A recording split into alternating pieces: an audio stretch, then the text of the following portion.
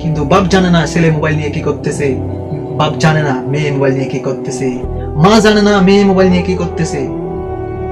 সে হয়তো 10 মিনিট কাজ করে, সে হয়তো 20 মিনিট কাজ করে, কিন্তু আর প্রত্যেকটা সময় সে হয়তো নারী নিয়ে পড়ে থাকে।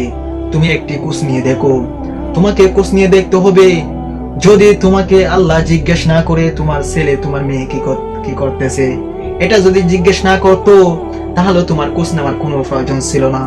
কিন্তু আল্লাহ তো বলেছেন তোমাকে অবশ্যই বলতে হবে।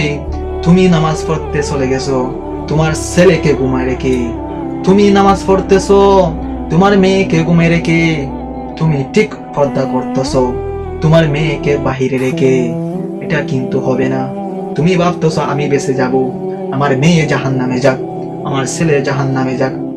তুমি এটাতে তার পাবে না। ঠিক তোমাকে আল্লাহ ধরবে, তোমাকে আল্লাহ ধরবে।